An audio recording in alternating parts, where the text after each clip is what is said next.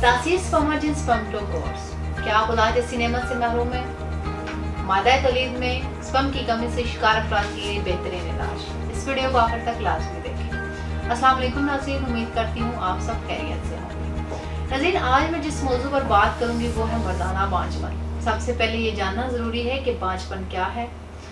जब मियाँ बीवी 1 साल तक दुरुस्त हुकूक़ ज़ौजियत अदा करने के बावजूद भी औलाद पैदा ना कर पा रहे हो तो इसे बांझपन कहते हैं। शादीशुदा जोड़ों में शादी के पहले साल हसूल हमल का इम्कान 80% होता है, जबकि शादी के दूसरे साल इसी 250% में से हमल की कामयाबी का इम्कान 10% तक रह जाता है। मर्दाना बांझपन की सबसे बड़ी वजह स्पर्म की कमी है। स्पर्म जो खुशियों में पैदा होते हैं और मर्द और औरत के मिलने के बाद यानी सेक्सुअल इंटरकोर्स के बाद मर्दाना ज़िद नासल से स्पर्म मनी के साथ खारिज होते हैं, जो औरत के रहम में पहुंचकर औलाद पैदा करने का बायस बनते हैं। स्पर्म की बीमारियों के 3 इकसाम हैं: ओलिगोस्पर्मिया, एज़ोस्पर्मिया, नेक्रोस्पर्मिया। ओलिगोस्पर्मिया मर्दाना बांझपन की एक वजह मनी में स्पर्म की तादाद का कम होना है। मनी में स्पर्म की मुनासिब तादाद 200 मिलियन से 600 मिलियन होती है। 50 मिलियन एक्टिव स्पर्म हो या 50 मिलियन एक्टिव से कम हो तो वो औलाद पैदा नहीं कर सकता।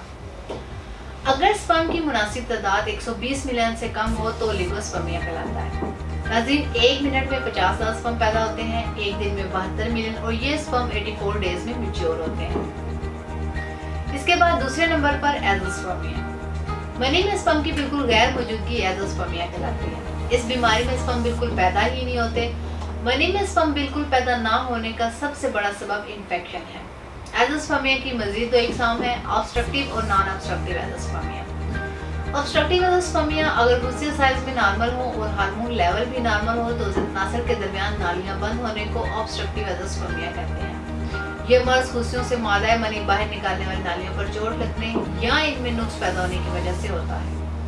दूसरे नंबर पर नॉन ऑब्स्ट्रक्टिव एज़ोस्पर्मिया। इस बीमारी में मनी में स्पर्म का पैदा ना होना खुशियों की वजह से होता है, जिसकी वजह खुशियों में नुक्स होना, इसके अलावा खुशियों में पैदाइशी नुक्स होना, हार्मोन लेवल नॉर्मल ना होना, खुशियों का इन्फेक्शन और तेज बुखार भी इसकी वजह बनता है। थर्ड, नेक्रोस्पर्मिया।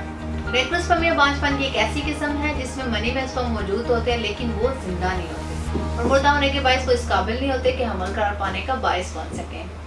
नाज़रीन, अब मैं आपको बांझपन के मुतालिक आगाह करती हूँ कि बांझपन की 2 इकसाम है: प्राइमरी इनफर्टिलिटी है और सेकेंडरी इनफर्टिलिटी। प्राइमरी इनफर्टिलिटी में वो शादीशुदा जोड़े आते हैं जो अभी तक औलाद जैसी नेमत से महरूम है, यानी जिनके यहाँ हमल करार ना पाया और कोई औलाद ना हुई हो। सेकेंडरी इनफर्टिलिटी इस किस्म में वो शादीशुदा जोड़े आते हैं जिनके यहाँ एक औलाद हो लेकिन वो मजीद औलाद पैदा ना कर पा रहे हैं।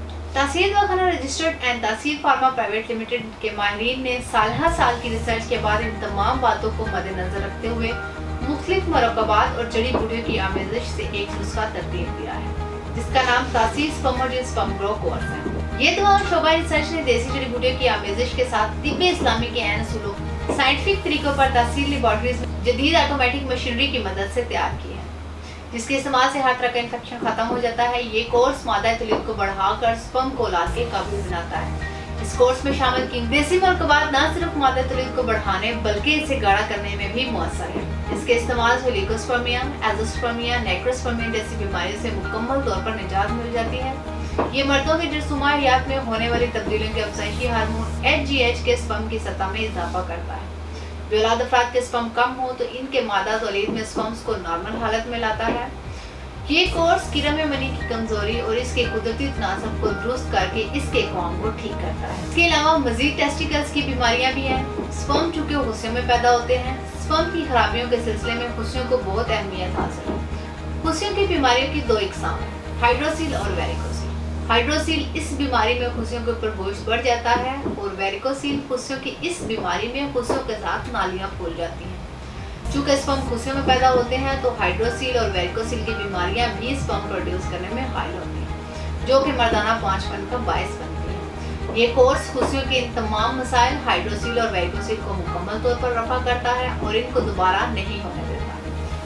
ये कोर्स स्पर्म की अफजाइश को मुश्किल बुनियादों पर बहाल करता है और आपके आंगन को बच्चों की मुस्कुराहट से महकाता है। नाज़रीन, ये कोर्स ऐसे अफराद के लिए उम्मीद की एक किरण है जो औलाद से महरूम। मर्दाना बांझपन और इस कोर्स के मुतालिक मज़ीद मालूमात और रहनुमाई के लिए स्क्रीन पर दिए गए नंबर्स पर रब्ता करें और हमारा YouTube चैनल तासीर दवाखाना विजिट करें। अगले प्रोग्राम में एक नए मौजू के साथ दोबारा हाजिर होंगी। तब तक के लिए अपना ख्याल रखिए। मुझे इजाजत दीजिए। अल्लाह हाफ़िज़।